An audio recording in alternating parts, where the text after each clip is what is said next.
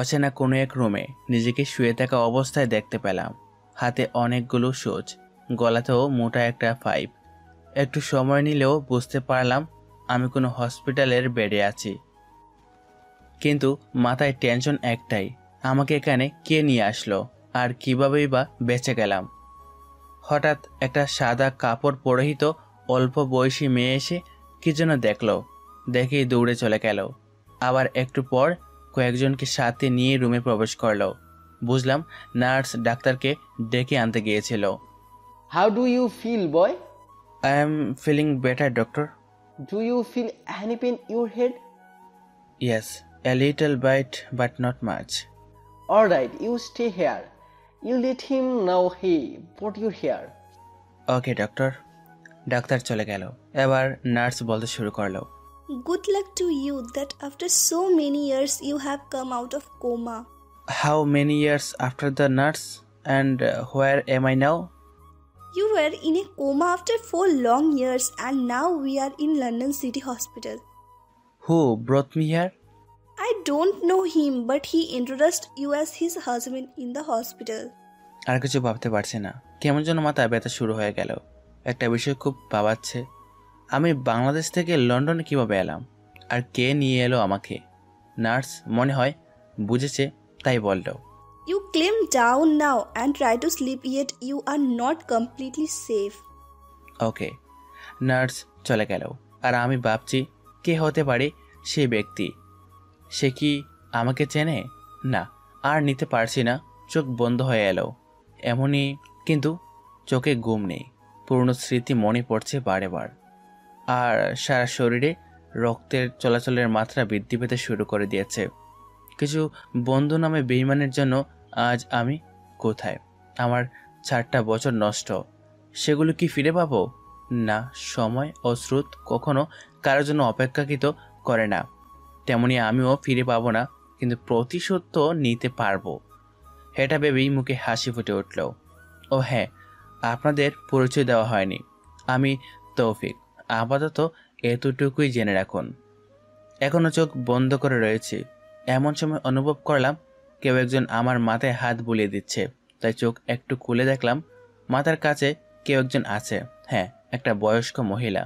তাই চোখ খুলে তাকালাম তার দিকে। তারপর আসসালামু আলাইকুম আন্টি।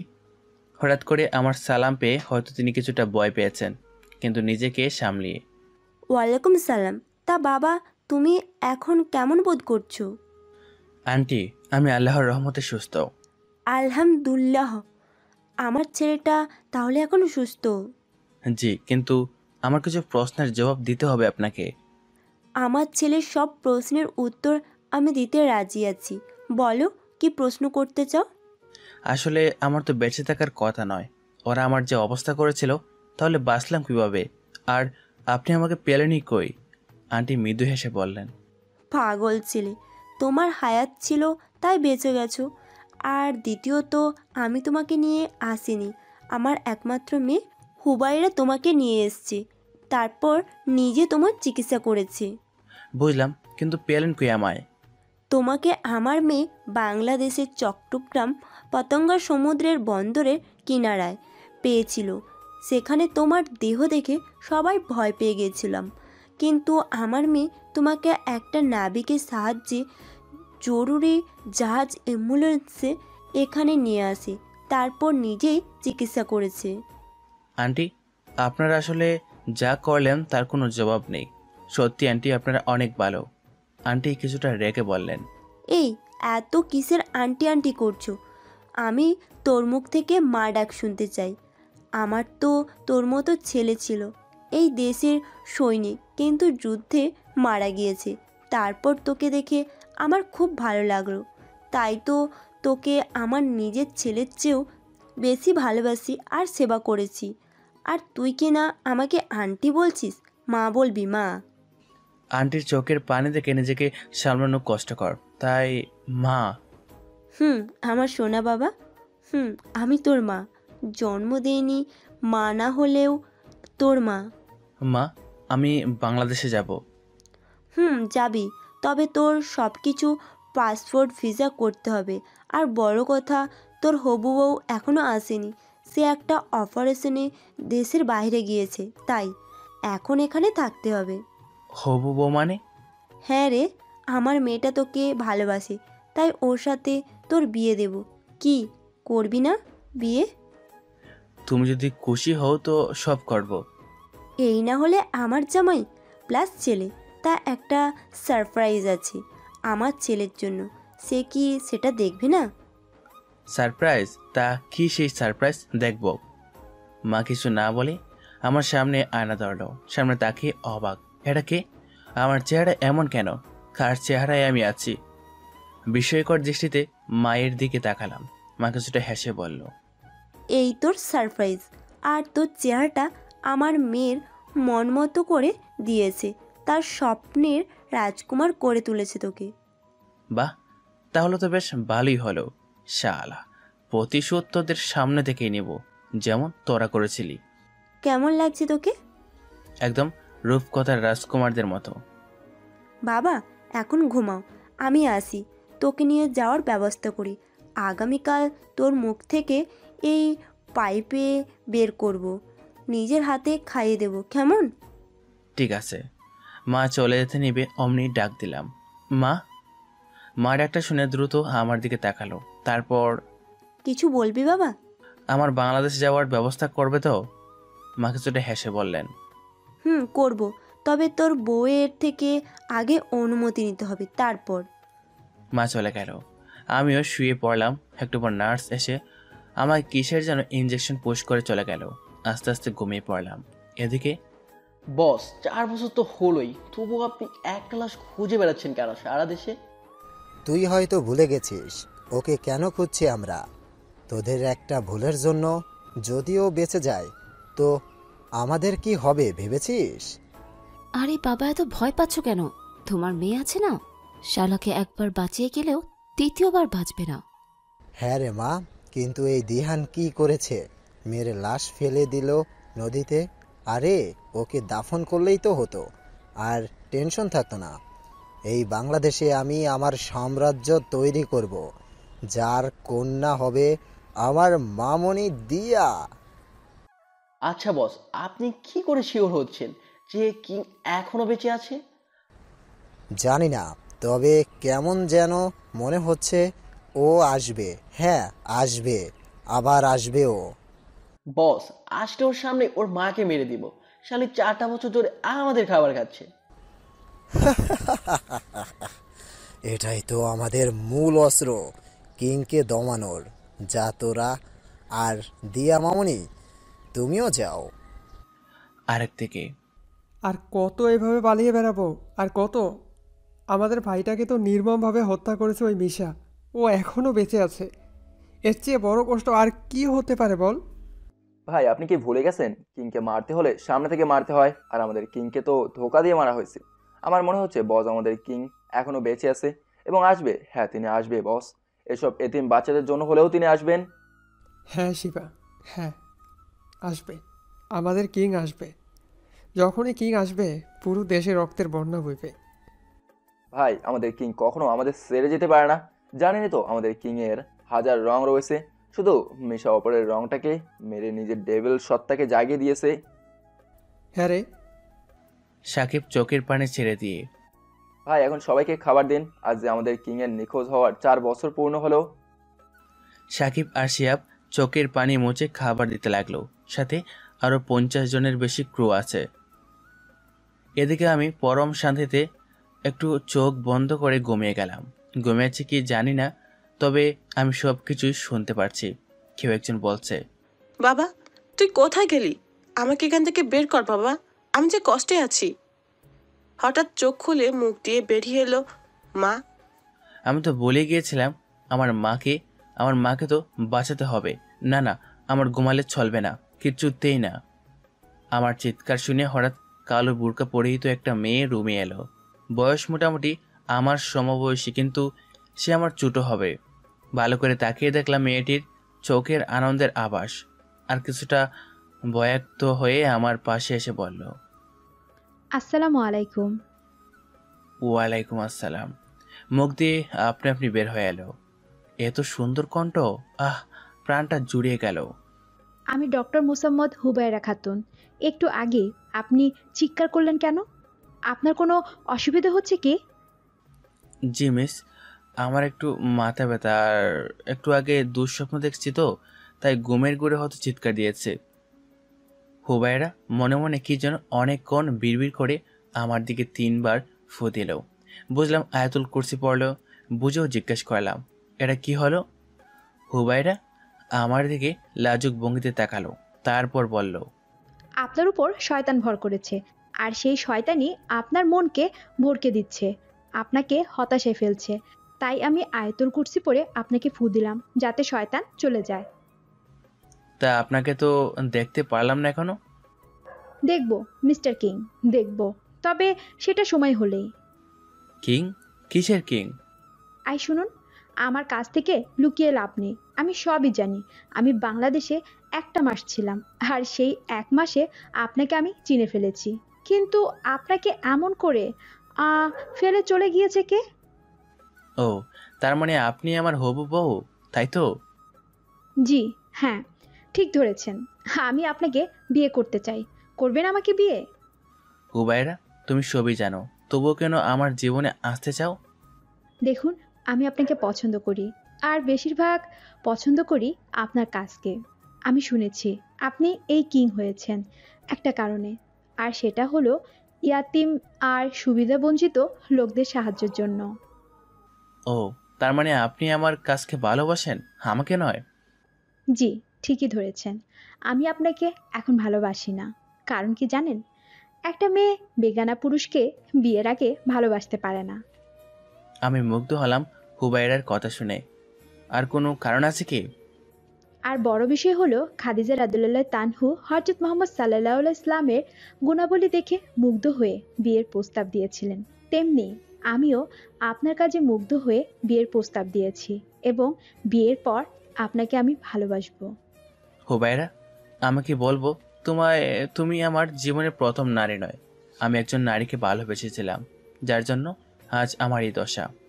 আমি কি তোমায় আমার সমস্ত ভালোবাসা দিতে পারবো? আমি আপনার সম্পূর্ণ না হলেও একটু ভালোবাসা চাই, এতেই খুশি। বিয়ে করবেন আমায়? জি করব। তোমার আম্মুকে আসতে বলো। আর এই যে হবু স্ত্রী, আমি কবে বাসায় যেতে পারবো? এই যে মিস্টার স্বামী, আপনি যেদিন আমাকে বিয়ে করবেন সেই দিনই আপনার রিলিজ। এখন বাকিটা আপনার ইচ্ছে। তার মানে আমি এখন সম্পূর্ণ সুস্থ? জি জনাব, আপনি 10 দিন আগে কোমা থেকে বের হয়েছিলেন, কিন্তু শুরুতে আপনার মস্তিষ্ক কার্যকর ছিল। তাই আমি আপনাকে কোনো চাপে রাখতে চাইনি বলে ঘুমের ইঞ্জেকশন দিয়ে রেখেছিলাম। কিন্তু কি এমন হলো যার জন্য আপনি আগামীকালই আবার জেগে উঠেছেন? আর এই 10 দিনে আপনার প্রত্যেক অঙ্গ প্রত্যঙ্গ কাজ করা শুরু করে দিয়েছে। এখন আপনি বিপদমুক্ত। আজকে আপনার অপারেশন হবে গলায়। যে ছোট নল লাগানো হয়েছে সেটা বের করব। আপনার অপারেশন ছোট হলেও ক্রিটিক্যাল। একটু ভুল হলেই সারা জীবনের জন্য তুমি বাকশক্তি হারাতে পারো। তুমি কি পারবে আমার রক্ত দেখতে? এই হাতে অসংখ্য অপারেশন করেছি, কিন্তু আমার হবু স্বামীরটা করতে হাত কাঁপবে। সেই জন্য আমি নয়, আজ অন্যজন অপারেশন করবে। ঠিক আছে, আমি প্রস্তুত। আমি এটা শুনতে চেয়েছিলাম। তো চলো শুরু করা যাক। আল্লাহ ভরসা। সন্ধ্যা 6টা। আমার অপারেশন শুরু হলো। অপারেশন থিয়েটারে নিয়ে যাওয়ার আগে আমাকে একটা ছোট ইঞ্জেকশন দেওয়া হলো। তারপর কিছু মনে নেই।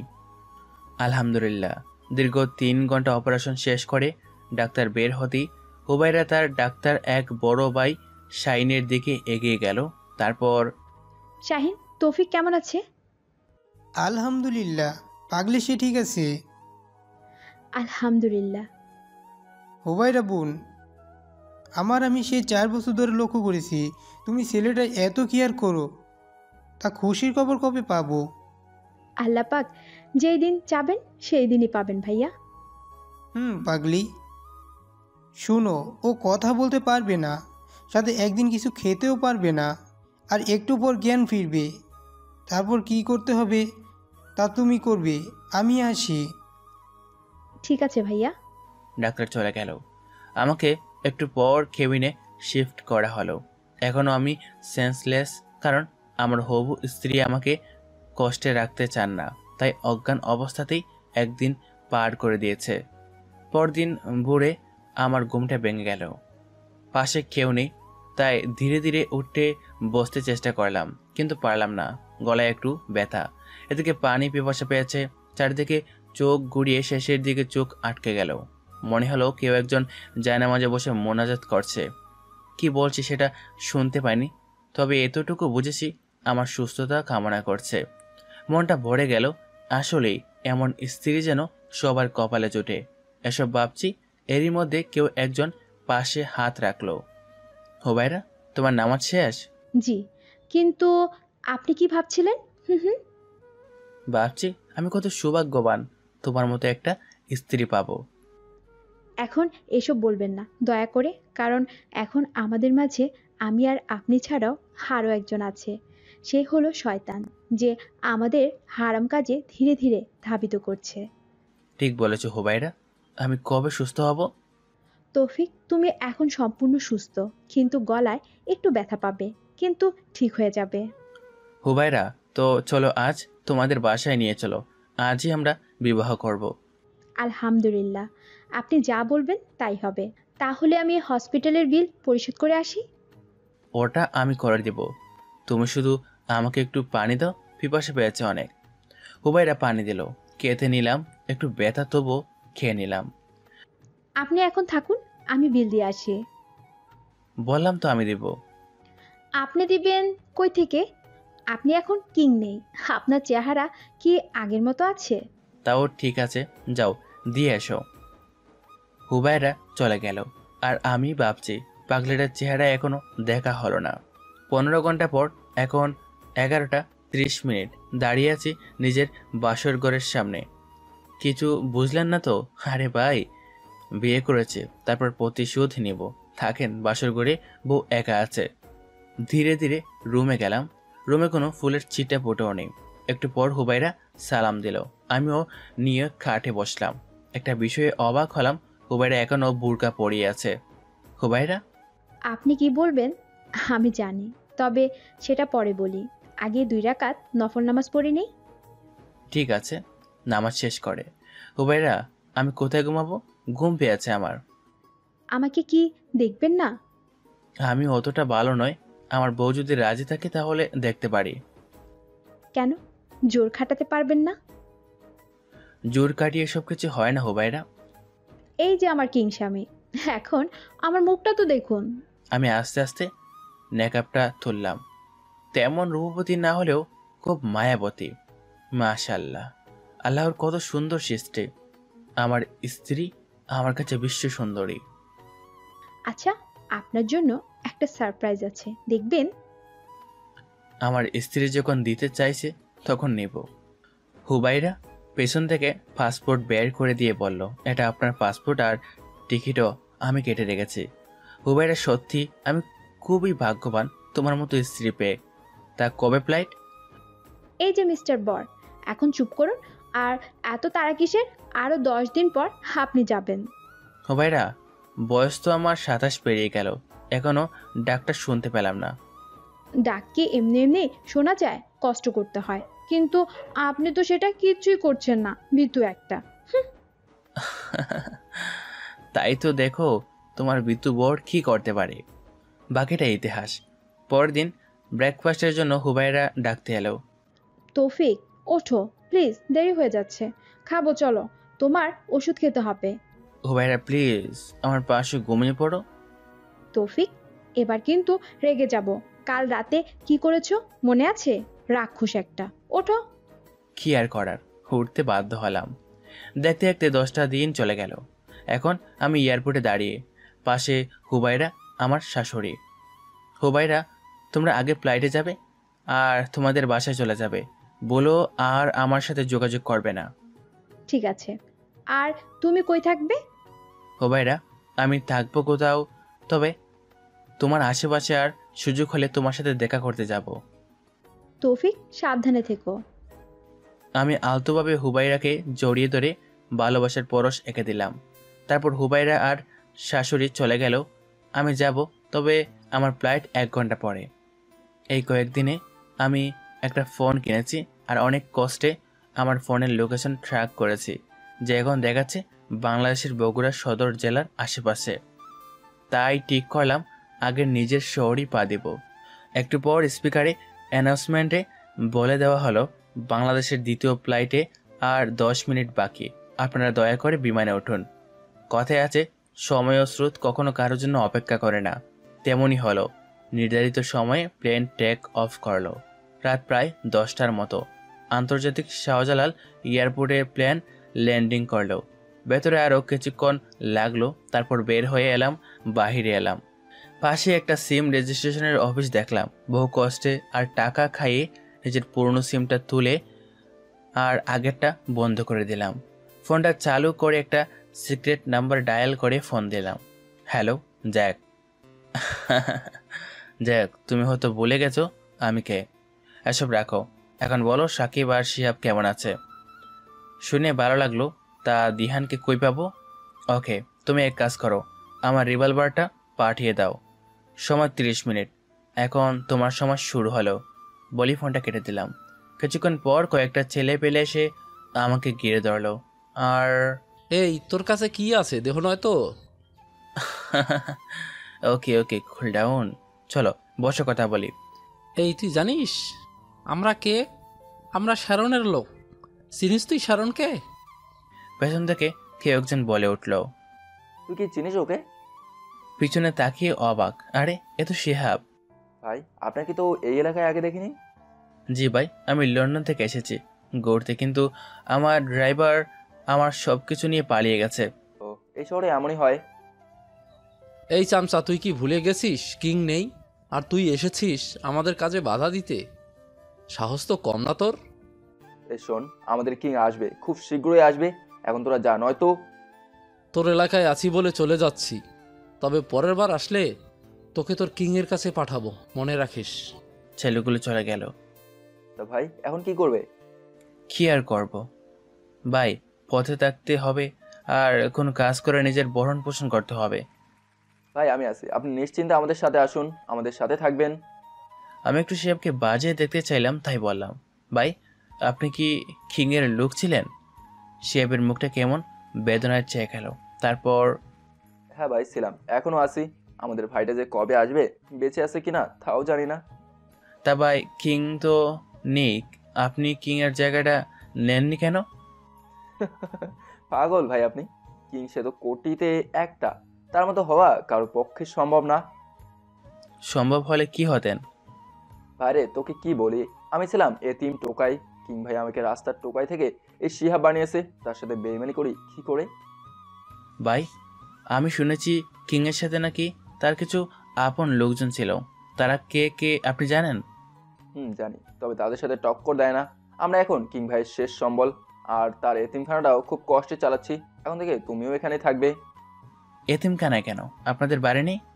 ছিল, তবে ওটা বন্ধক দিয়ে টাকা তুলেছি এই এতিমখানা চালানোর জন্য। আচ্ছা, কিং যদি অন্য রূপে আসে চিনতে পারবেন তাকে? হ্যাঁ চিনবো। কিভাবে? তার পায়ের তলায় পুরোটা আগুনের পোড়া। আমি চুপচাপ একটা টেবিলে বসে জুতাটা খুলে শিহাবের দিকে বাড়ালাম। শিহাব অপলকভাবে চেয়ে রয়েছে। তার চোখে আমি দেখেছি শ্রদ্ধা, ভালোবাসার পানি। ভাই আপনি? আমার সত্যি গর্বিত রে, তোর মতো একটা ছোট ভাই পেয়েছি। তা বল কেমন আছিস? ভাই আপনার চেহারা এমন কেন? সেই এক লম্বা কাহিনী। এখন বল আমার ফোনটা কই? ভাই ওটা পাওয়া যায়নি। ওটা পাওয়া গেছে। তুই এই লোকেশনে আমার সমস্ত ছেলে পেলেদের নিয়ে যা, ফোনটা আমার চাই। ভাই আপনি চলুন আমার সাথে, আমি সব ব্যবস্থা করছি। না শিহাব না, তুমি বোকা। শোনো, তুমি সবার আগে সাকিবকে আমার সেই ঘরে পাঠাবে যেখানে আমি সব সময় থাকতাম। আশা করি তুমি ছাড়া কেউ জানে না, আর জানার সম্ভাবনাও নেই।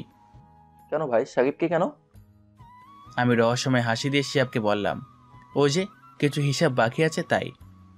আমার সেই গোপন কক্ষে ডিজিটাল লক, যা কারো পক্ষে সম্ভবত কেউ খুলতে পারবে না, আর খোলার চেষ্টাও করেনি। দরজায় প্রথমে আমার চোখের স্ক্যান নিল, তারপর হাতের, ব্যাস দরজা খুলে গেল। ভেতরে একজন চেয়ারে বসে কাজ করছে, বলতে মনিটর পর্যবেক্ষণ করছে। আমি তার পাশের চেয়ারে বসে পড়লাম। কি খবর জ্যাক? 4টা বছর হেঁকা থেকে বোর হয়ে গেছো নাকি? আমি তো রোবট, আমার আবার বিরক্তি কিসে? আমি একদম ঠিক আছি। আর খাওয়া বলতে 2 ঘন্টা বৈদ্যুতিক চার্জ। বাহ জ্যাক, তুমি তো মানুষের মতো হচ্ছ দিন দিন। আমাকে যে তৈরি করেছে সেই তো এই 4 বছরে পরিবর্তন হয়ে গিয়েছে, তাহলে আমি হলে ক্ষতি কি?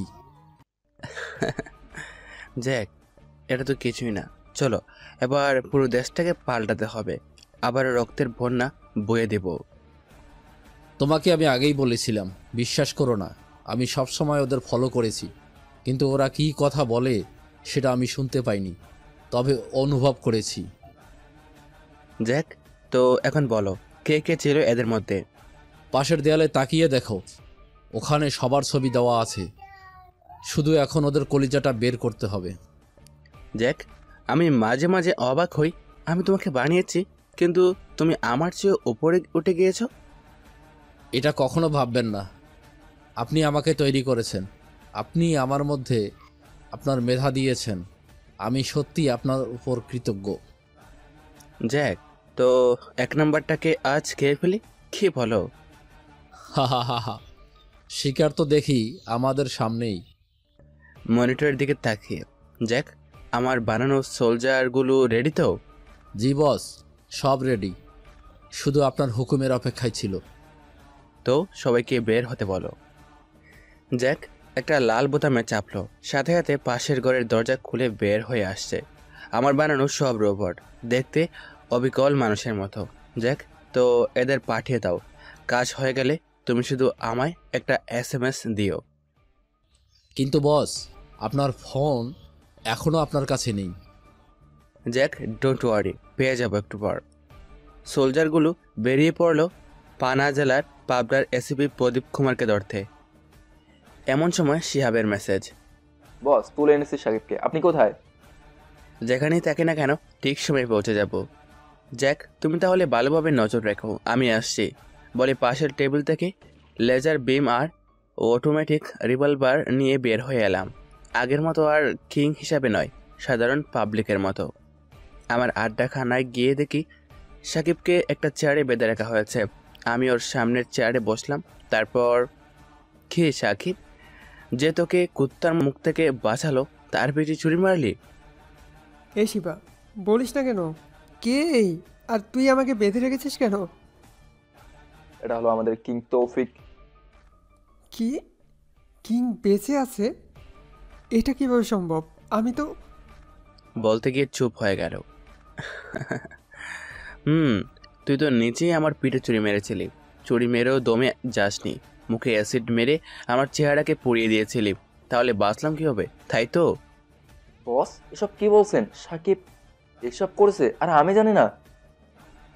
শিহাব, তুই এখনো বাচ্চা, ভাইও তোকেও মারতো, কিন্তু তুই শুধু জানতি আমার গোপন রুমের কথা, তাই তো তোকে ও এতদিন মারেনি ওই রুমটার কথা জানার জন্য। বস, এবার আমি শিওর হলাম কেন শিহাব রোজ আমাকে ড্রিঙ্ক পান করিয়ে বিভিন্ন কথা জিজ্ঞেস করতো। ভাই, আমাকে মাফ করে দিন, দয়া করে এবারের মতো। শিহাব, আমাদের একটা রুলস ছিল, মনে আছে? জি বস, অন্যের গ্যাং থেকে যারা আমাদের গ্যাংয়ে কাজ করবে আমরা তাদের নেব, কিন্তু যারা আমাদের গ্যাং থেকে অন্যের গ্যাংয়ে যাবে তার সাজা মৃত্যুদণ্ড, আর যে আমাদের সাথে বেইমানি করবে তার সাজা ভয়ঙ্কর মৃত্যুদণ্ড। তাহলে একে কি করা যায় বলতো? বস, একে এমন মৃত্যু দেব যে লাশ যে দেখবে সেই কাঁপবে। সাকিব, শুনলি তো শিহাব কি বললো? এখন বল তোকে মাফ করে কি করে? বস, আমি সবার নাম আপনাকে বলবো, তবু আমাকে ছেড়ে দিন। না, আমি সবই জানি। এখন শোন, তুই এক কাজ কর, আমার ফোনটা করে রেখেছিস সেটা দে। বস, আমার পকেটে আছে। কি? তার মানে তুই ওই শ্যারনের লোক যে কিনা বিদেশি, আমাদের দেশের শত্রু, তার হয়ে কাজ করিস? আমি ফোনটা নিয়ে চালু করলাম, সব কয়টা লক খুলে ওপেন করতেই ওয়ালপেপারে বেশি এলো আমার সেই 4 বছর আগের ছবি, সাথে একটা মেয়ে। মেয়েটাকে দেখে রাগে আর শয়তানি বুদ্ধিতে হেসে উঠলাম। তারপর, সাকিব, তোর সমস্যা শেষ বলি অ্যাসিড দিয়ে ওর বুকে লিখে দিলাম কিং ইজ ব্যাক। তারপর ওর সমস্ত মুখে অ্যাসিড দিয়ে পুড়িয়ে দিলাম, ওর যৌনাঙ্গ অ্যাসিডের ভিতরে ডুবিয়ে রেখেছিলাম। যতক্ষণ না ওটা পুরোপুরি জ্বলছে যায়। লাস্টে দেখলাম শালা নিস্তেজ হয়ে যাচ্ছে, সাথে সাথে রিভলভার দিয়ে পুরো দেহে শ্যুট করতে লাগলাম। শেষে লেজার বিম দিয়ে ওর চোখ দুটো গলিয়ে দিলাম। ব্যাস, ওর প্রাণ বোমরা উড়ে গেল কোনো দূর অজানায়। বস, এখন একে কি করব?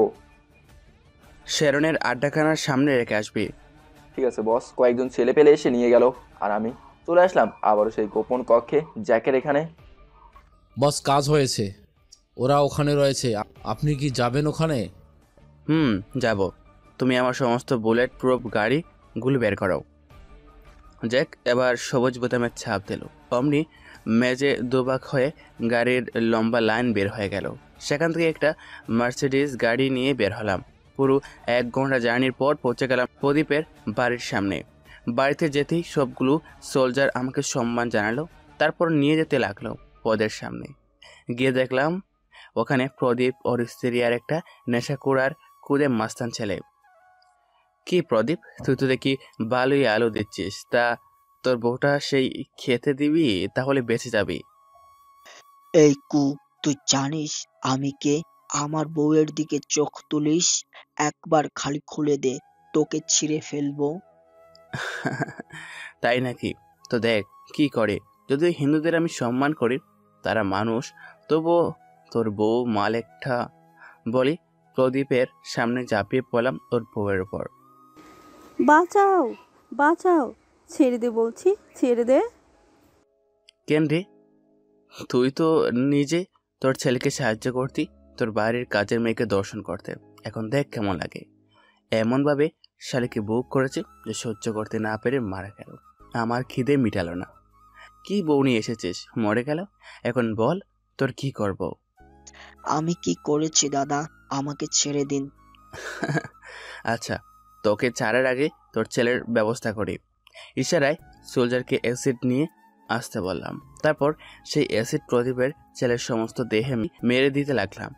শেষে ওর ঝুনাঙ্গ অ্যাসিড ডুবিয়ে রাখলাম। না জানি এর জন্য কত মেয়ে সর্বনাশ হয়েছে। সোলজার, তোমরা শুরু করাও, এখন আমি প্রদীপকে দেখছি। বলার সাথে সাথে প্রত্যেক সোলজারের হাতগুলো বিভিন্ন অস্ত্রে পরিবর্তন হতে লাগলো। কারো হাত দাহ, কারো হাত AK-47, আবার কারো হাত ড্রিল মেশিন। মিনিটের মধ্যে শালার অঙ্গ পতঙ্গ কেটে টুকরো টুকরো করে ফেলে দিল। আচ্ছা প্রদীপ, কিং কি তোর কোনো ক্ষতি করেছিল যে তুই তার বাবাকে ক্রস ফায়ার করলি? আপনি কে আর এসব জানেন কি করে? আমি তৌফিক রে, তৌফিক। চিনতে পেরেছিস? শুধু চেহারা পাল্টিয়েছি, কিন্তু প্রতিশোধের আগুন একই রয়ে গেছে। ভাই, আপনার টাকা লাগলে নিন, তবুও আমাকে ছেড়ে দিন। কত কোটি আছে? 100 কোটি। আপনি পুরোটাই নিন, তবুও আমাকে ছেড়ে দিন। টাকা কই আছে? জি, আমার বেডরুমের নিচে, ওখানে সব টাকা রয়েছে। ক্রাশ। শোন, তোকে আমি বাঁচিয়ে কি করব? যা, তোকে একেবারের জন্য মুক্তি দিলাম, আর খুব শীঘ্রই তোর সহযোগীদেরও তোর কাছে পাঠাবো। এর শরীরেও একটা কথা লিখে দিলাম, কিং ইজ ব্যাক। তারপর প্রত্যেক অঙ্গে ক্রস ফায়ার করে সোলজারদের শেরনের আড্ডাখানার সামনে ঝুলিয়ে দিতে বললাম, আর সাথে পুরো বাড়িটাকে উড়িয়ে দিতে বললাম, এবং সব টাকা নিয়ে গরিবদের মাঝে বিলিয়ে দিতে বললাম। পরদিন আমি আর জ্যাক বসে রয়েছি মনিটরের দিকে, যেখানে ব্রেকিং নিউজ দেখাচ্ছে আজকে পুরো শহরে 2টা খুন হয়েছে এবং একই জায়গাতে গোপন সূত্রে জানা গেছে ফরানের ডন শরণের সাথে এই দুজনের নেটওয়ার্ক ছিল এবং এদের দুজনের শরীরে একটি ক্লু রেখে গিয়েছে, কিং ইজ ব্যাক। তাহলে কি কিং আবারও ফিরে এসেছে? বিস্তারিত জানতে আমাদের সাথে থাকুন। এবারে দেখছেন খেলার খবর। মনিটর থেকে চোখ সরিয়ে, জ্যাক, তো ব্যবস্থা করো ঢাকা বিশ্ববিদ্যালয়ের সব কিছু। আমি আগামীকাল চলে যাব ওখানে। জ্যাক মনিটরে আর কিবোর্ডে টাইপিং করতে ব্যস্ত হয়ে গেল। আমিও বের হয়ে পড়লাম আমার মায়াবতীকে দেখতে।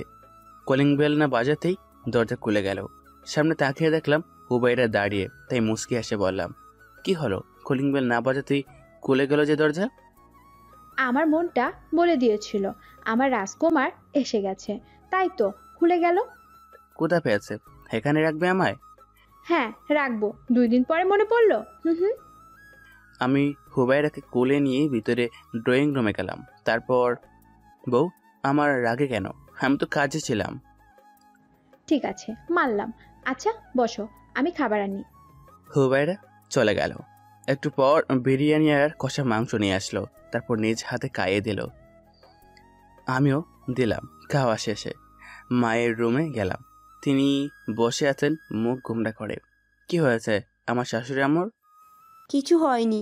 আর আপনি কে? আম্মু রাগ করে না, আমাকে 2 মাস সময় দাও, তারপর একসাথে থাকবো আমরা। সত্যি বলছিস তো? জি। আচ্ছা, হুমায়ুবার রুমে যাও। আর আর যেতে হবে না। ঠিক আছে, তবে আগামীকাল যাব বলে বেরিয়ে এলাম। দেখি সোফায় বসে আছে, তাই ওর কাছে গিয়ে, ম্যাম আমার ঘুম পেয়েছে। তো ঘুমাও, ঘর তো আছে। ঘর তো আছে, কিন্তু কুল বালিশ নেই। কে বলেছে নেই? রুমে গিয়ে দেখুন। আমি মুচকি এসে কোলে নিয়ে নাক টেনে বললাম, আছে, তবে আমার ওটা না, আমার জীবন্ত কুল বালিশ চাই, যে আমার ঘুম পাড়িয়ে দেবে। শুধু নিজেরটা ভাবো, আমারটা কে ভাববে? আমি যে 2 দিন ছিলাম। আচ্ছা এখন বাদ, চলো একটা ম্যাচ হয়ে যায়, তারপর লাইট অফ। পরের দিন কষ্টে আর লুকিয়ে বাড়ি থেকে বের হয়ে এসেছি, যাতে কেউ না দেখতে পায়। একটু পর আমার সেই গোপন রুমে আসলাম, যেখানে জ্যাক ছিল। আমি ঢুকতেই জ্যাক বলে উঠল, বস, আপনার পেছনে কালকে 2টা ছেলে ঘুরঘুর করছিল এবং আপনার বাড়ি পর্যন্ত গিয়েছিল। আপনাদের একটা কথা বলি, আমি একটা ক্যামেরা বানিয়েছি, যেটা একদম যান্ত্রিক মশার ন্যায়। এগুলো প্রায় পুরো 10,000 রয়েছে, যা সারা দেশে সব জায়গায় ছড়িয়ে দিয়েছি। বুঝলাম, তার লোকেশন কই? বগুড়ার সদর হসপিটাল রোড, গোডাউন নং 221। গুড জব জ্যাক, তো সোলজারকে পাঠিয়ে দাও, আমি আসছি। বস, আমি আগে থেকে সব ঠিক করে রেখেছি। যতই হোক, এতদিনের অভিজ্ঞতা, আপনার যা প্রয়োজন সবই জানি। আমি মুচকি এসে পকেট থেকে ফোনটা নিয়ে হুবাইরাকে ফোন দিলাম। হুবাইরা, তুমি বাড়িটা পাল্টে ফেলো। এই বাড়ি ছাড়া আমাদের আর বাড়ি নেই। চিন্তা নেই, আমি কিনে নিয়েছি। বাড়ির ঠিকানা বগুড়া সদর 003 কলেজ রোড। ওখানে কেয়ারটেকারের থেকে চাবি বুঝে নেবে, কেমন? হ্যাঁ। তুমি আসবে না? হ্যাঁ, তবে এখন নয়, মিশন শেষ হলে। ভালো দেখো, আল্লাহ হাফেজ। হুবাইরা মন খারাপ করে ফোনটা কেটে দিল। জ্যাক, নজর রেখো, আমি আসছি। যেহেতু সব কিছু বলতে রিভলভার আর লেজার বিম আগিয়েছিল। নির্ধারিত লোকেশনে আসতেই দেখলাম আমার সোলজার আমার অপেক্ষায় রয়েছে। সব খবর করছো? Yes boss. ওকে, চলো আমাকে দেখিয়ে দাও। সোলজার পথ দেখিয়ে একটা রুমে নিয়ে গেল, যেখানে 10 জনের মতো রয়েছে। সবারই হাত পা বাঁধা। ওদের সামনে বসতেই দুজন নিজেদের দিকে তাকিয়ে মুখ চাওয়াচাই করতে লাগলো। বিষয়টা আমার চোখ এড়ায়নি। তোদের মধ্যে আগামীকাল কি আমাকে ফলো করছিল? জানি না ভাই, আমাদের ছেড়ে দিন। বাচ্চা, এত তাড়া কিসের? আজ একটু লুডো খেলবো। তা বল, তোরা দুজন আমার পিছনে কার অনুমতিতে গিয়েছিলি? সাগর, একে বলতো আমরা কি এর পিছু কখনো নিয়েছি? শুধু আমাদের ধরে রেখেছে। এই তুই আমাদের ছেড়ে দে, আমাদের কাজ আছে। কিসের কাজ রে? কেন করবি? ভালো কমিশন পাবি, মাসে 15,000 টাকা পাবি। কি সত্যি তাহলে করব? তা কোন গ্যাংয়ের কাজ করিস? নেহাত ভাইয়ের নাম শুনেছিস? ওরই কাজ করি। তা কাল আমার পেছন নিলি কেন? ভেবেছিলাম তুই টাকাওয়ালা, তাই নিয়েছিলাম, কিন্তু তুই দেখি ছোট চোর। ও তাই বল। আচ্ছা, তোদের দিহান ভাইকে পাবো কই? তোকে কেন বলবো? দুব দুব করে কয়েকবার শব্দ হলো। হ্যাঁ, ঠিক ধরেছেন, শ্যুট করেছি আমি একদম কপাল বরাবর। শালা একেবারে উপরে চলে গেল। শেষবারের মতো বলছি, বল দিহানকে কই পাবো? দিহানকে ঢাকা বিশ্ববিদ্যালয়ে পাবেন। তোদের কাছে কত টাকা ক্যাশ আছে যা আমাকে দিলে তোকে ছেড়ে দেব? আমার কাছে 1 কোটি টাকা আছে। কই আছে? ওই যে পাশের ঘরে একটা ব্যাগে রয়েছে। সোলজারকে টাকা নিয়ে আসতে বললাম, তারপর একটা হাসি দিয়ে বললাম, ধন্যবাদ, তোকে বাঁচিয়ে লাভ নেই, ভালো থাকিস। বয়েস শুট দ্যাম। সাথে সাথে সাইলেন্সার লাগিয়ে সব কয়টাকে উড়িয়ে দিল। পরে সবার বুকে একটা কথা লিখে দিলাম, কিং ইজ ব্যাক। টাকাগুলো আমার এতিমখানায় দিলাম। আবারও আসলাম জ্যাকের কাছে। তারপর, জ্যাক, সব ব্যবস্থা করতেছ?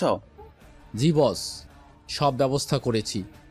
ওকে, আমার জন্য কালো রঙের গাড়ি রেডি করো, আমি আসছি। রুমে এলাম। নিজেকে নতুন রুমে দেখে ভালোই লাগলো। কিছু কাপড় নিয়ে বের হয়ে এলাম। এরই মধ্যে ফোন বেজে উঠল। দেখলাম হুবাইরা ফোন, তাই দ্রুত রিসিভ করলাম। কি হয়েছে আমার পাগলিটার? পাগলটা দেখি খুব সুন্দর একটা বাড়ি কিনেছে। সেটা দেখছি। তোমার পছন্দ হয়েছে? জি সাহেব, খুব। আমরা কবে এখানে একসাথে থাকবো? আমার মিশন শেষ হলে আচ্ছা আমি দেখা যাচ্ছি, তুমি দেখো, আমি আসি, কেমন? ভালোভাবে থেকো। আচ্ছা, আল্লাহ হাফেজ। আল্লাহ হাফেজ। গাড়িতে উঠে নিজে ড্রাইভ করতে লাগলাম, উদ্দেশ্য ঢাকা। দীর্ঘ 4.5 ঘন্টা পর ঢাকায় এলাম। প্রথমে একটা বাড়ি নিলাম, নিয়ে সব কিছু দেখে বের হলাম বাইরে হোটেলে রাতের খাবার খাওয়ার জন্য। তো এটার জি স্যার, বলুন কি লাগবে? বিরিয়ানি আর কুক নিয়ে এসো। আর কিছু স্যার? না। Okay sir. খাবার নিয়ে আসেনি, তবে কুক দিয়ে গেছে। আমি বাড়িয়ে নিতে যাব, অমনি কেউ সেটা নিয়ে চলে গেল। মাথা উপর করে তুলে দেখলাম কয়েকটা ছেলে। কি রে, কুক নিলি কেন? এই তুই চিনিস আমারে? আমার কলার দরে। কলার ছাড়। কেন বেশ শালা, তোকে তো কলার ছাড়। ছাড়বো না। কি করবি? পকেটে M1911 পিস্তল ছিল, বের করে কয়েক রাউন্ড গুলি করলাম, সাথে সাথে 4 জন পড়ে গেল। এখন শুধু নেতা গোছের লোক আমার সামনে দাঁড়িয়ে। কিরি, তুই কলার ছাড়বি না? ভাই আপনি কে? এটা তো শুধু একজনই করতে পারতো। বলতো কে করতে পারতো? ভাই কিং তৌফিক। মনে রেখেছিস তবে? আরে পাগলা, চেহারাটা বদলিয়েছি, কিন্তু আগের চরিত্রটা এখনো আগের মতই আছে। তাক বলি, কপাল বরাবর শুট করে দিলাম। সাইলেন্সার লাগানো ছিল বলে কোনো শব্দ হয়নি, এমনকি ওয়েটারও আসেনি, বয়ে পালিয়ে গেছে। একটু পর শিয়া বেলাও। দেরি হলো কেন? বস, রাস্তায় জ্যাম ছিল। সব কয়টাকে কলেজের সামনে ফেলে আয়। ওকে বস। শিয়াব চলে গেল, আর আমি নিজেই ফ্রেশ হয়ে হোটেল থেকে খাবার তুলে খেতে লাগলাম। খাওয়া শেষে টেবিলে টাকা রেখে বের হয়ে এলাম। বাড়িতে এসে বিছানা শুয়ে পড়তেই চোখটা লেগে এলো। এদিকে দিহান দৌড়ে দিয়ার কাছে গিয়ে, দিয়া ম্যাম, আজ আমাদের কয়েকটা ছেলেকে কে যেন মেরে ফেলেছে, আর লাশগুলো কলেজের সামনে ফেলে দিয়ে গেছে। কি বলিস? মনে হয় কোনো নতুন গ্যাং জন্ম নিয়েছে।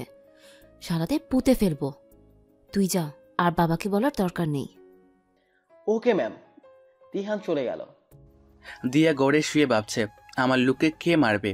আমি যা ভাবছি তাকে সত্যি কিংকে আসবে। আসলে তো আমাদের রক্ষা নেই। না, ওকে আমি এবার নিজে হাতে মারব।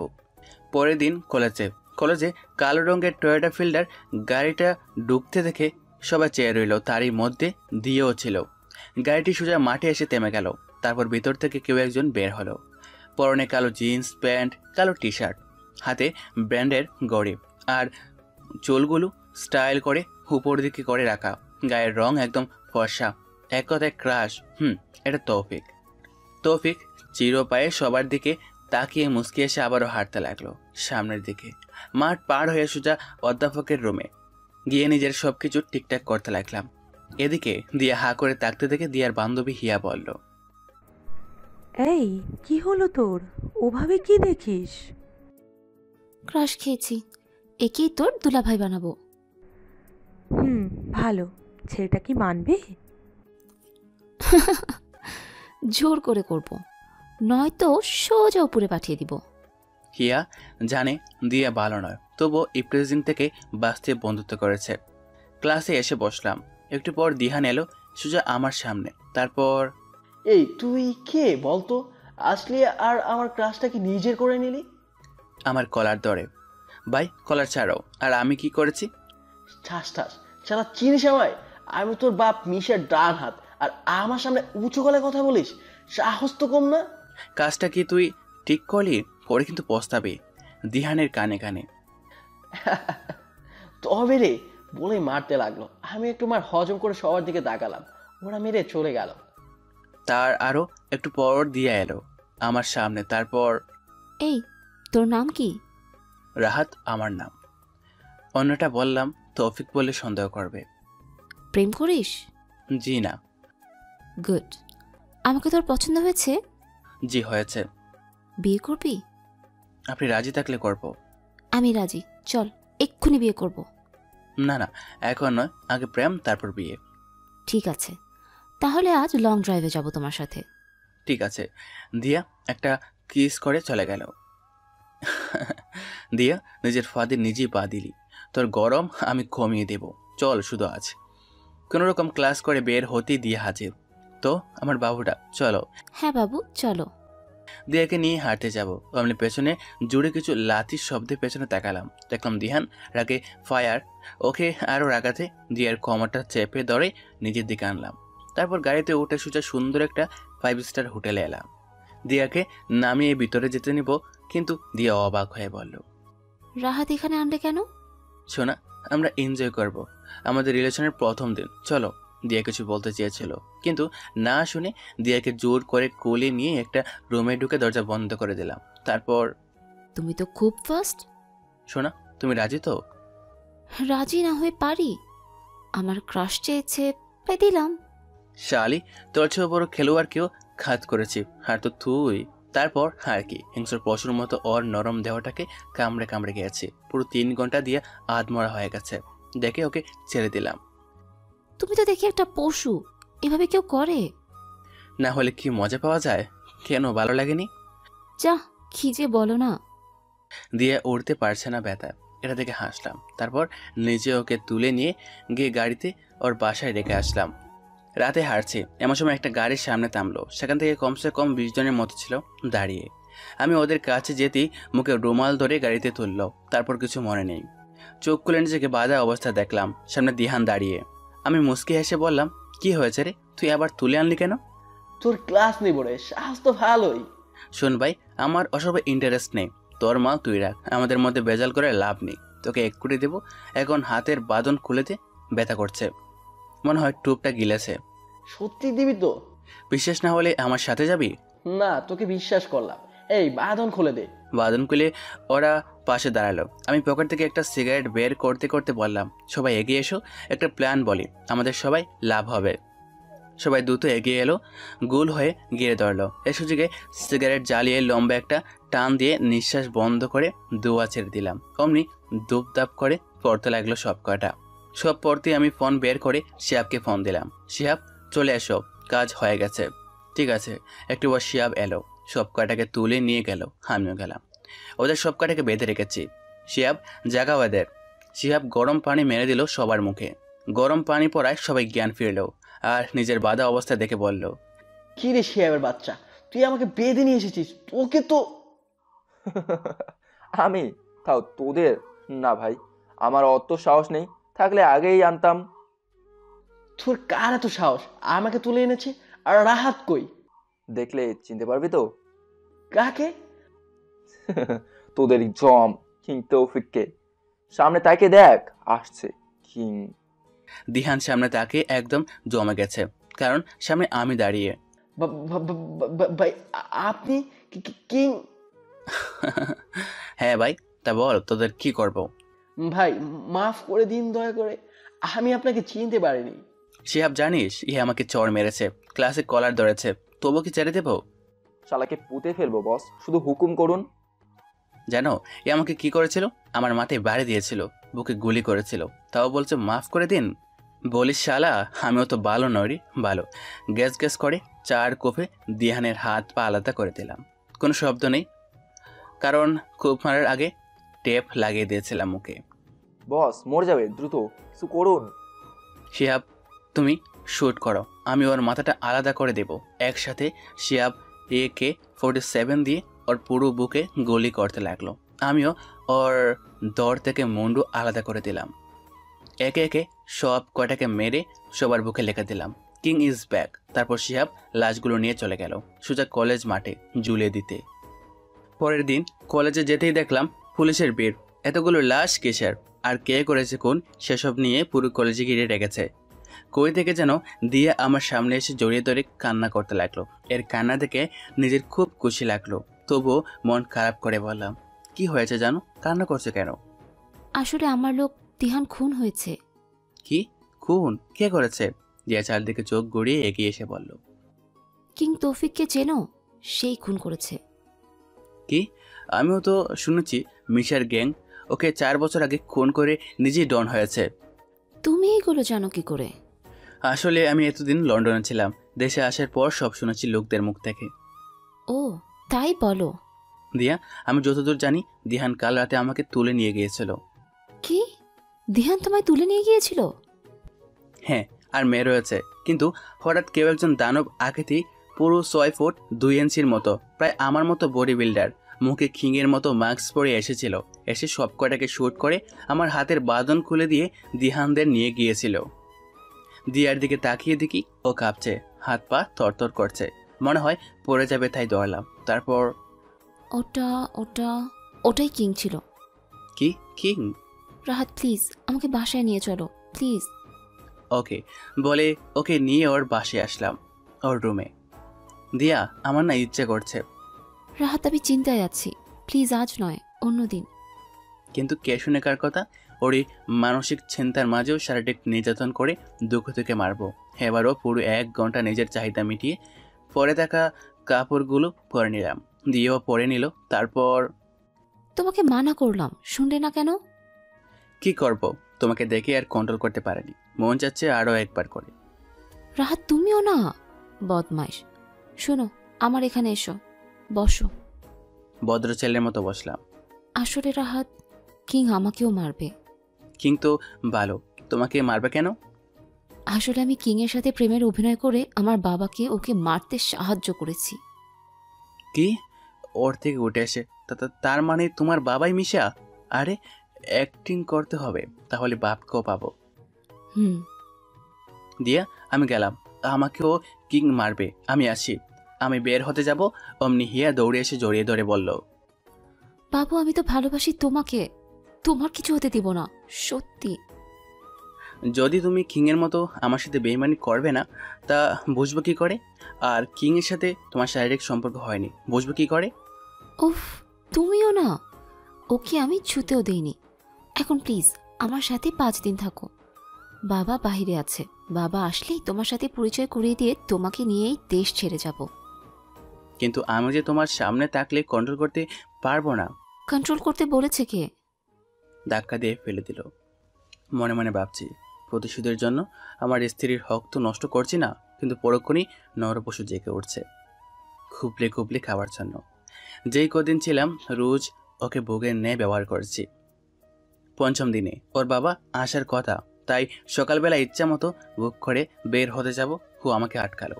রাত কোথায় যাচ্ছ? বাবা আসবে আজ। আমার কাজ আছে, তুমি থাকো, আমি 5 দিন পর আসবো। আর শোনো, আমার কথা তোমার বাবাকে বলবে না, কেমন? ঠিক আছে। চলে আসলাম এই জন্য, আমার এখনো কয়েকজনকে শেষ করতে হবে। ফোন বের করে জ্যাককে ফোন দিলাম। Hello boss. জ্যাক, খোঁজ নাও, তৃতীয় ব্যক্তি কই আছে। বস, আজ রাত 8টায় বাড়ি পাবেন। না জ্যাক, ওকে আমি বাড়িতে পেতে চাই। শুনেছি ওর নাকি বউ খুব সুন্দর। বাড়ির ঠিকানাটা দাও। গুলশান রোড 3412 নং বাড়ি। ঠিক আছে জ্যাক, খেলা হবে আজ। ফোন কেটে শিয়াবকে জানালাম। পরে আমি আমার সাধারণ ফোন দিয়ে হুবাইরাকে ফোন দিলাম। আসসালামু আলাইকুম। অবাস থেকে কোনো কথা নেই, বুঝলাম অভিমান করেছে। তাই আমি জানি কেউ একজন অভিমান করেছে, অবশ্য করারই কথা। আমি খুব শীঘ্রই আসছি তার কাছে। সে কি এখন কথা বলবে? না, সে শুনবে না। আমি এক্ষুনি তাকে দেখতে চাই। না আসলে আমি সেইখানে যাব, সে যেখানে আছে। কি আর করার, এখন 8টা বাজে। আমি ঠিক 12টায় তার সামনে থাকবো, কিন্তু শর্ত আছে। হ্যাঁ হ্যাঁ হ্যাঁ, বলো, আমি রাজি। আমার পছন্দের বিরিয়ানি আর গরুর মাংস কষা চাই, এবং আমার বউকে নিজে রান্না করতে হবে। অবস্থাকে হু হু করে হাসির আওয়াজ পেলাম। একটু পর, আরে বর সাহেব, আমি সেসব জানি, যতই হোক আমার বর বলে কথা। তা আমি রান্না করতে লাগলাম। ঠিক 12টায় যেন কলিং বেল বাজে, না হলে। তাক আর বলতে হবে না, আমি আসছি। ওকে, আল্লাহ হাফেজ। আল্লাহ হাফেজ। কোনো কিছু না ভেবে দ্রুত শিয়াবকে বলে এয়ারপোর্টের উদ্দেশ্যে যেতে লাগলাম। দ্রুত ভেতরে গিয়ে সবকিছু ঠিকঠাক করতে প্রায় 1 ঘন্টা 30 মিনিট লেগে গেল, আর এয়ারপোর্টে আসতে প্রায় 30 মিনিট। এখন 10টা বাজে। কপাল বেয়ে গাম চড়তে শুরু করেছে। একটু পর অনুমতি দিল হেলিকপ্টারে ওঠার। হেলিকপ্টারে করে বগুড়া 5 স্টার হোটেল মোমো ইনিতে ল্যান্ড করতে 45 মিনিট লেগে গেল। দ্রুত সেখান থেকে হোটেলের মধ্যে গিয়ে সবকিছু ঠিকঠাক করতে আরও 30 মিনিট লাগলো। তারপর গাড়িতে করে বাড়িতে আসতে আসতে প্রায় আরও 30 মিনিট লাগলো। কপাল বেয়ে এতক্ষণে গাম বের হলো। ছুটাছুটি সার্থক হয়েছে। 15 মিনিট আগে এসে গিয়েছি। আশেপাশের দোকান থেকে পুরো দোকানের চিপস কিনতে আরও 10 মিনিট শেষ হলো। দ্রুত দরজার সামনে গেলাম। ঘড়ির দিকে তীক্ষ্ণ দৃষ্টিতে তাকিয়ে আছি। 11:59 বাজে। আর মাত্র 1 মিনিট। ঘড়ির মিনিটের কাঁটা বারোটা টেকতে কলিং বেল চাপ দিলাম। সাথে সাথে দরজা খুলে গেল। সামনে তাকিয়ে সব ক্লান্তি দূর হয়ে গেল নিজের স্ত্রীকে দেখে।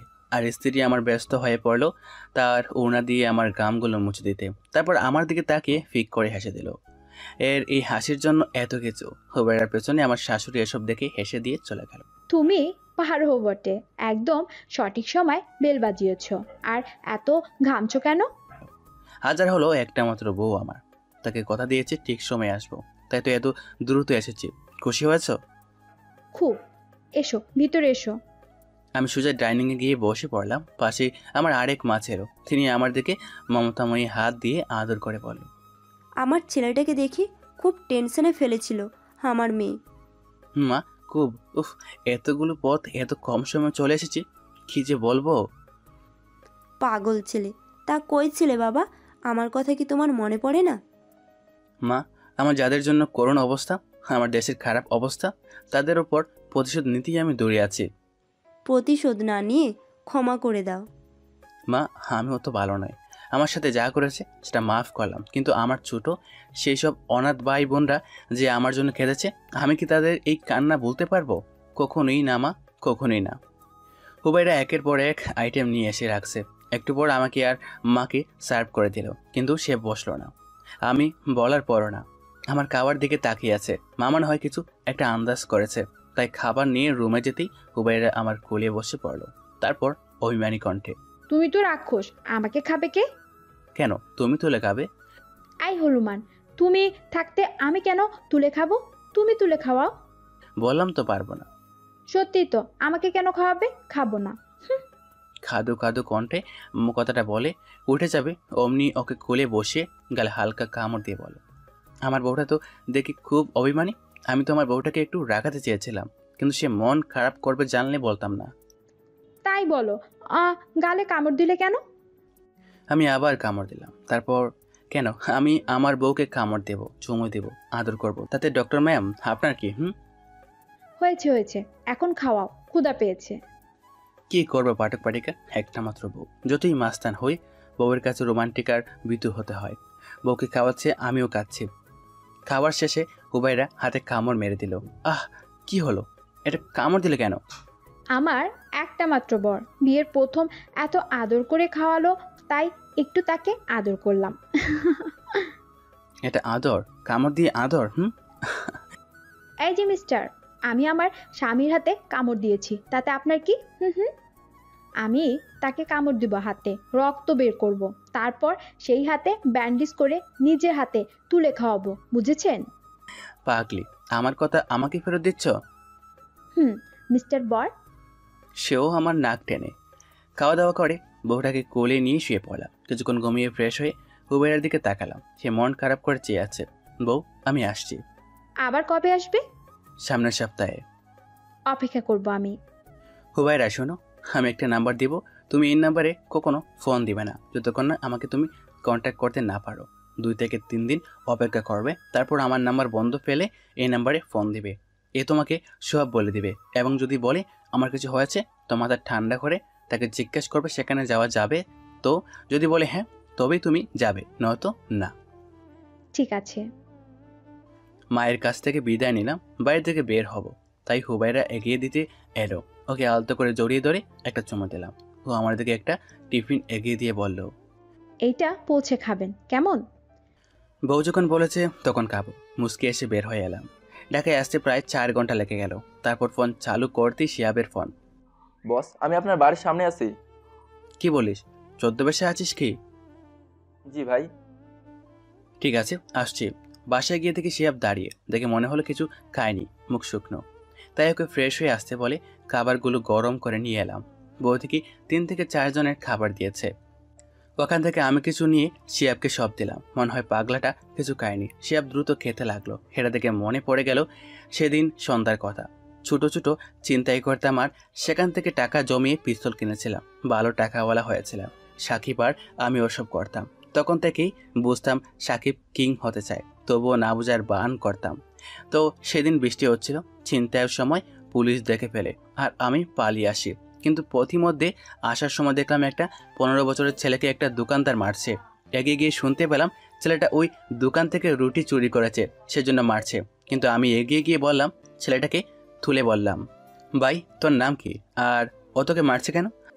ভাই আমার নাম সিহাব, আর ইনি আমাকে কি সব এর একটা প্যাকেট এগিয়ে দিয়ে বলেছিল এগুলো যেন আমি বিক্রি করি, কিন্তু আমি বিক্রি করতে অস্বীকার করে আমাকে রুটি চোর বলে মারছে। কথাটা শুনে চোখ গরম হয়ে গেল। দোকানদার তখন ভাব নিয়ে দাঁড়িয়ে, এই টোকাই, তুই কে রে? কাজ করবি আমার লাইনে? কিসের কাজ? দোকানদার একটা প্যাকেট এগিয়ে বলো, এগুলো বিক্রি করে দিবি। প্যাকেটটা ছিল হিরোইনের। এটা তো হিরোইন, তুই এসব বিক্রি করিস? শালা, তোকে তো আমি মারতে আসবে অমনি পেছন থেকে M1911 পিস্তল বের করে ওর মাথায় ঠেকিয়ে। তুই কি ভাবিস রে, তোকে আমি পুঁতে ফেলবো? খেলনা পিস্তল দেখিয়ে ভয় দেখাচ্ছিস? টিকার ছাপ দিলাম, অমনি বুলেট দোকানদারের মাথা ফুটো করে চলে গেল।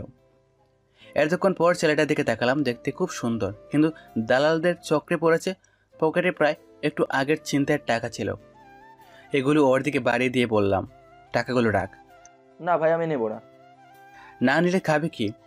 ভাই আপনি যা করেন আমিও তাই করে খাবো। কেন? ভাই আমি বুঝেছি, ভালো মানুষকে ঠুকরে খায় কিছু মানুষরূপী শয়তান, তাদের শেষ করব ভাই। ঠিক আছে চল। বাস্তবে ফিরে এলাম শিয়াপের ডাকে। ভাই কি ভাবছেন না তো?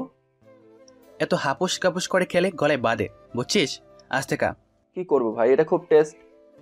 সমস্যা নেই, আবার এনে দেবো। খাওয়ার পর্ব শেষ। ব্যবস্থা হয়েছে? জি বস। তারপর প্ল্যান বুঝে নিল। মাঝ রাস্তায় একটা দাঁড়িয়ে আছে, প্রচুর বৃষ্টি হচ্ছে, তবুও আমি দাঁড়িয়ে আছি। একটু পর সামনে দিয়ে কালো রঙের একটা গাড়ি আসলো, ঠিক সামনে এসে থামে গেল। ড্রাইভার বের হওয়ার আগেই ওর বুক বরাবর শ্যুট করে দিলাম। তারপর গাড়ি থেকে বের করে রাস্তায় রেখে গাড়িতে বসলাম। লুকিং গ্লাসতে তাকিয়ে দেখি শালা বেহুশ। ভালোই হলো, এনজয় করা যাবে। ভালো ড্রাইভ করে বাচ্চাকে ওর বাইরে নিয়ে আসলাম, কিন্তু বেহুশ হাঁটতে পারবে না, তাই কুলে করে তুলে দরজার বেল দিলাম। একটু পর 50 বছরের মতো সুন্দরী এসে দরজা খুলে দিয়ে ব্যস্ত হয়ে পড়ল। এই ছেলে, তুমি কে? হ্যাঁ, আর আমার স্বামীর কি হয়েছে? অতিরিক্ত ড্রিঙ্কস করায় জ্ঞান নেই। আমি ওনার নতুন ড্রাইভার, এনাকে কই রাখবো? ভেতরে রাখো। চেহারায় কেমন খামুখী ভাব। আমি বাচ্চাকে ভেতরে নিয়ে গিয়ে জপাস করে ফেলে দিয়ে মহিলাটিকে নিয়ে সোফার ওপর ঝাঁপিয়ে পড়লাম। মহিলা চালানোর চেষ্টায় ব্যস্ত, কিন্তু আমি ওর প্রত্যেক অঙ্গে এমন খামড় দিয়েছি যে শুধু চিৎকারের শব্দ। ছেড়ে দে আমাকে। আমি কে জানিস? আমি এই থানার অফিসারের স্ত্রী। তোকে আমি ফাঁসিতে লটকাবো। আমি কে জানিস? কিং চিনিস? তুই কেমন মা যে নিজের ছেলে মানে দিহানকে অন্যের বাড়িতে রাখিস একটা মেয়েকে পড়াতে? কত মেয়েকে তোর সামনে নষ্ট করেছে, তা তো তুই জানিস। বাধা দিয়েছিলি, এখন চটপট করিস কেন? তোর ছেলে যাদের ধর্ষণ করেছিল ঠিক তা ধরে এমন হয়েছিল। ওর কথা নেই, শুধু চিৎকার ছাড়া। আমি কম নই, ওর মুখে এমনভাবে ধরেছি যে ওর চোয়ালের হাড্ডি ভেঙে যাবে। প্রায় 3 থেকে 4 ঘন্টা এক নাকের শারীরিক নির্যাতন সহ্য করতে না পেরে মারা গেল। আর নিজের মুখে হাসি।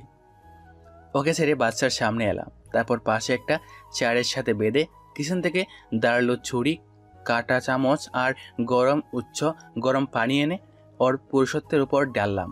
সাথে আবার চোখ বড় করে তাকালো। নেশে কেটে গেছে। এই তুই কে? আমাকে এনেছিস কেন এখানে? কিছু প্রশ্নের উত্তর জানতে। কে কে তুই? কে হতে পারি বলতো? চিনিস নি এখনো? কিং।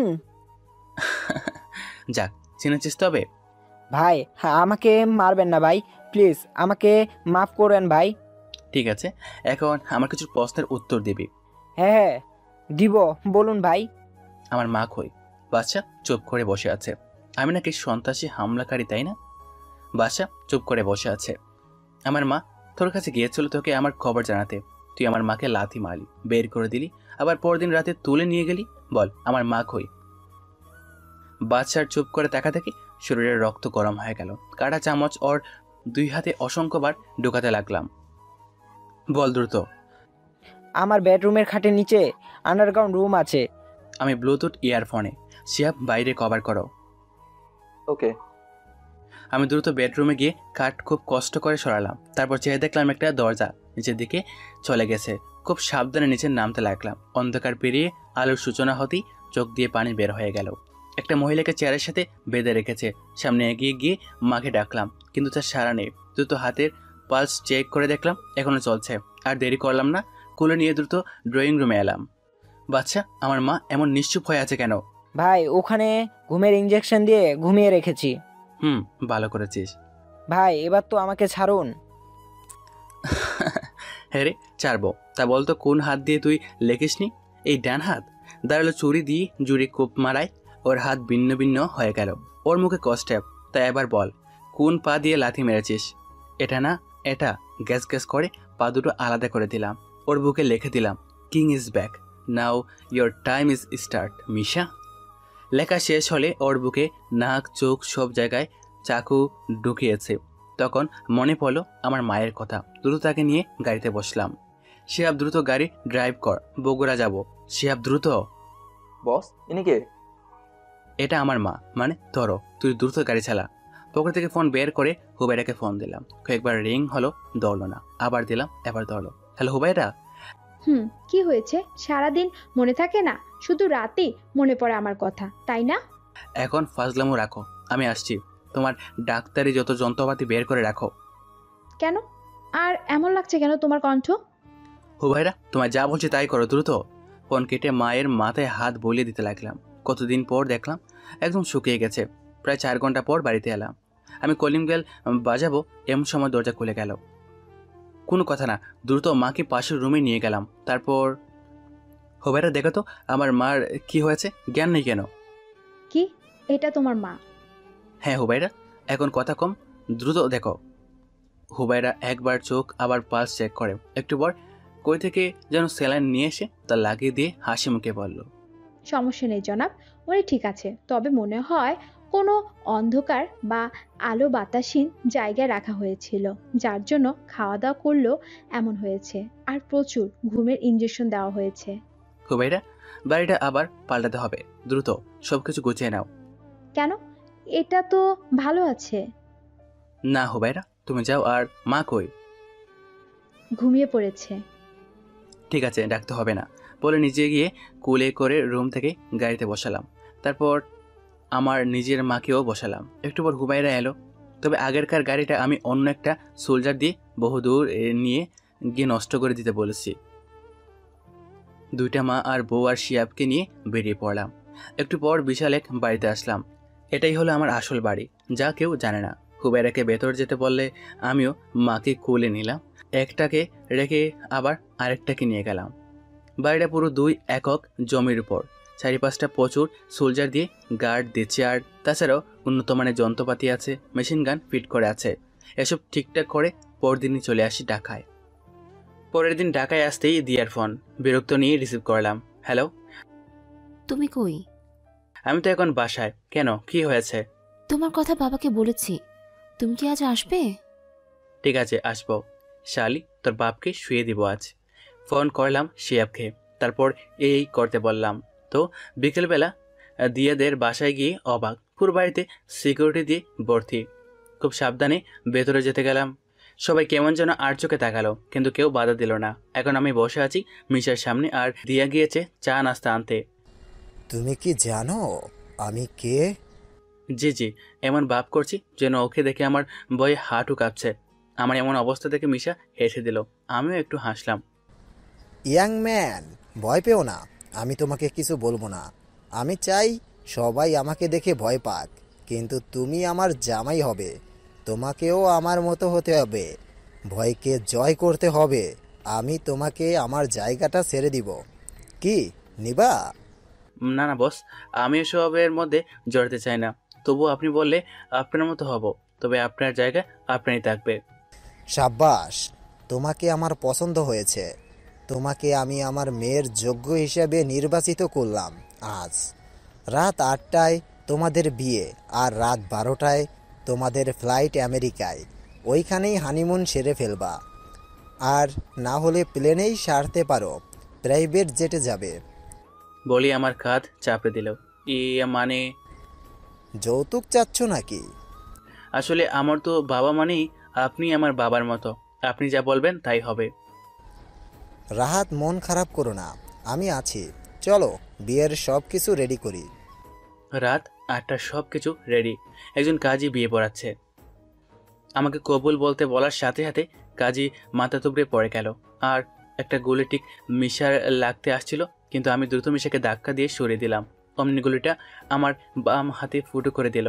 সাথে সাথে পুরো বিয়ের আসর গোলাগুলিতে ব্যস্ত হয়ে পড়ল, কিন্তু কেউ কাউকে দেখতে পেল না, শুধু শুধু হাওয়াতে ফায়ার করতে লাগলো। মিশা মাটি থেকে উঠে অবাক হয়ে তাকালো আমার দিকে। ততক্ষণে আমি ভয়ে আর ব্যথায় নিচে শুয়ে পড়েছি। মিশা দ্রুত আমাকে নিয়ে ঘটনাস্থল ত্যাগ করলো। ভাবছেন কি হলো? আরে ভাই, এটাই আমার প্ল্যান ছিল, আর গুলি হামলা করেছে আমার লোকেরাই। আর আমি মিশাকে কেন বাঁচালাম? আরে ভাই, ওর বিশ্বাস অর্জনের জন্য এমনটা করলাম। হসপিটালের বেডে শুয়ে আছি, পাশে দিয়া আর আরেক পাশে মিশা। বাবা, তুমি আমাকে বাঁচাতে নিজেকে মৃত্যুর দুয়ারে ঠেলে দিলে কেন? আপনি আমার বাবা আর হবু শ্বশুর, আপনাকে রক্ষা করা আমার দায়িত্ব। দেখলে বাবা, আমি ঠিক মানুষকেই বেছে নিয়েছি। এটা কে করতে পারে? আর দিহান কই? আসলে বাবা, দিহান খুন হয়েছে, সাথে বাদশাও খুন হয়েছে। কি? তুই আমাকে আগে বলিসনি কেন? কে খুন করেছে? বাবা, কিং আবার ফিরে এসেছে, আর ওই এসব করেছে। আমার মনে হয় আজকের হামলাও ওই করেছে। দিয়া, তুমি বাইরে যাও, জামাইয়ের সাথে আমার কথা আছে। তুমি বাইরে যাও। দিয়া চলে গেল। রাহাত, আমি জানি তুমি কে। মানে? তুমি লন্ডনের একজন মাস্তান, তাই তো? আপনার কাছে লুকাবো না। হ্যাঁ, সত্যি, আমি লন্ডনের একজন মাস্তান দলের লিডার। তুমি এখানে এসেছো কেন? আমি এখানে এসেছি কিং এর খোঁজে। যে কিং 4 বছর আগে মারা গিয়েছিল, তাকে আমি লন্ডনে দেখেছি। আর আপনি নাকি ওকে মেরেছেন, তাই আপনার সাহায্যের জন্য এসেছি। কেমন সাহায্য? কিং আমার 400 কোটি টাকা লস খেয়েছে, তাই ওকে আমি শেষ করে দেব। এই না হলে আমার জামাই। বলো, প্ল্যান কি? তেমন কিছু না। আর হ্যাঁ, খবর পেয়েছি দিয়া কিংকে সব খবর দিচ্ছে, আপনার আসার খবরও দিয়েছে। তুমি এগুলো জানলে কেমনে? বাবা, আমি লন্ডনের মাফিয়া লিডার, অনেক উন্নত প্রযুক্তি আছে আমার। আপনি কি প্রমাণ চান? হ্যাঁ হ্যাঁ, বলো। আপনার মেয়ে আপনাকে কেন দিহানার বাচ্চা খুনের কথা বলেনি জানেন? জানলে আপনি আসতেন না, তাই। আর আপনাকে সহ আমাকেও কিং মারবে। এখন কি করব? শুনুন, আগে দিয়াকে মেরে দেব, তারপর কিংকে পাকড়াও করব।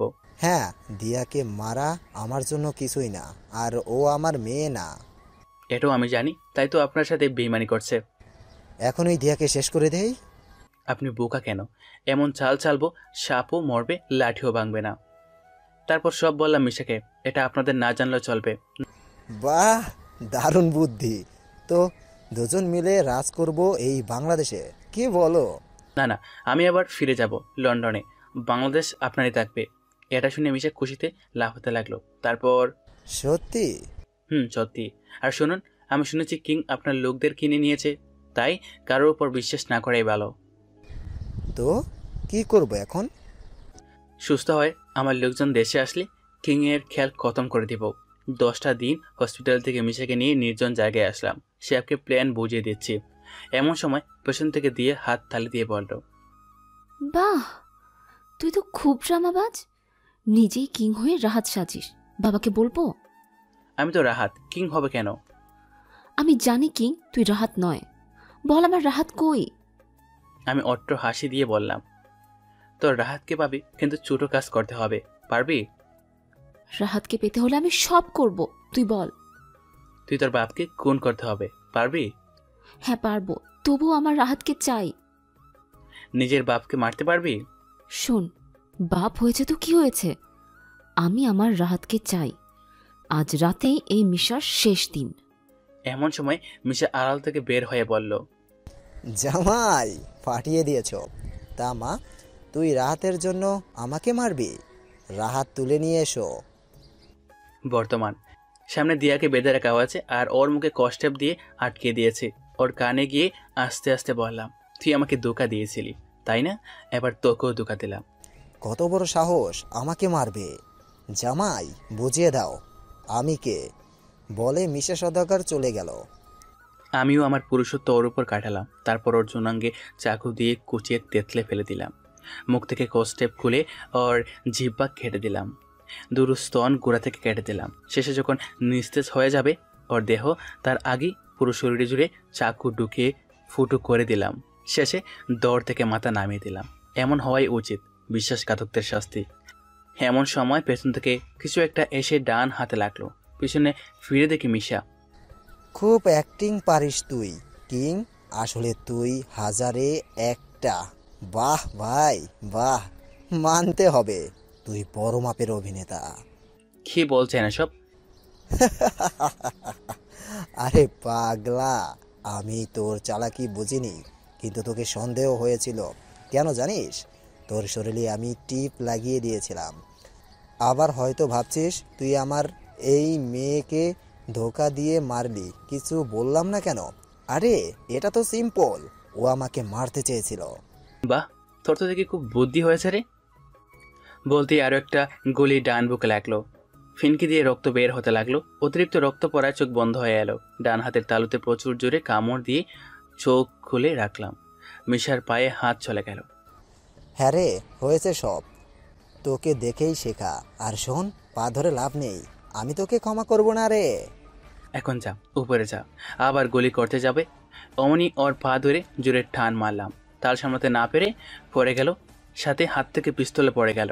আমি রহস্যময় হাসি থেকে পিস্তল থেকে সব বুলেট বের করে নিলাম। তারপর চল, এবার হ্যান্ড টু হ্যান্ড ফাইট হবে। চল, হয়ে যাক। মিশা একের পর এক কিক মারতে লাগলো। আমি সেগুলো কভার করতে হিমশিম খেয়ে গেলাম। এদিকে রক্তও বের হচ্ছে প্রচুর। হঠাৎ একটা লাথি বাম হাতের কত স্থানে লেগে গেল। মুখ কালো হয়ে গিয়েছে।